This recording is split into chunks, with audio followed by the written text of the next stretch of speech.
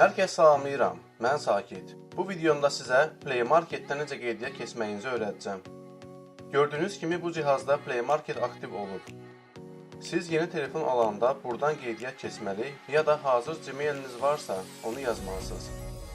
Əgər qeydiyyat olmamışsınızsa, mən parametrlərdən hesablara daxil olub Google hesabı yaradacağam. Yeni aldığınız telefonda Play Store-ya girsəz, bu səhnə ilə qarşılaşarsınız. Hesabı yarada vurub özüm üçün bölməsini seçin. Prosesin necə rahat olduğunu görəsiniz və şəxsi hesabınızın parolunu heç kimə verməyin. Ad familiyanızı qeyd edin, sonra növbətiyə vurun.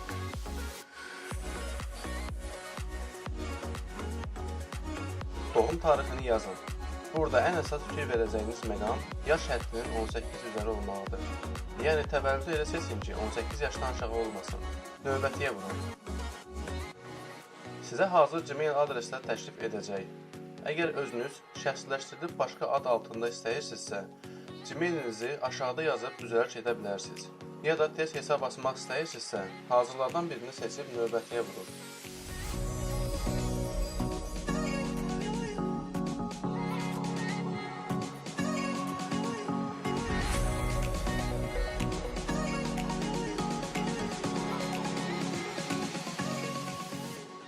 Gmailinizin parolunu yazandan sonra başqa bir yerə də yazıb özünüzdə saxlayın.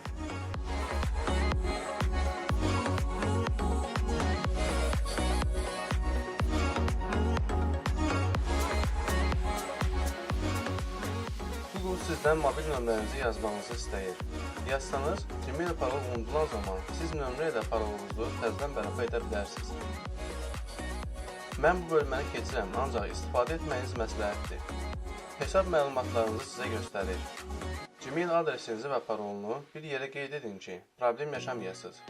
Xatırladım ki, bütün məlumatlarınız Gmail ilə sinxronlaşdırılır. Yeni telefon aldıqda bu Gmaili yazmaqla məlumatlarınızla yeni telefona götürmüş olursunuz. Şərtlər bölməsini aşağı sürüşdürün, razıyam vurun. Bu qədər. Artıq Gmail atmış oldunuz. Və avtomatik Play Market açılacaq.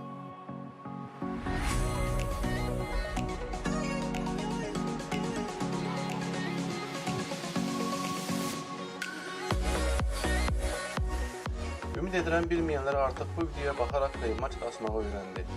Kanala abunə olaraq dəstək ola bilərsiniz. Növbəti videolarda görüşənədək. Hələlik.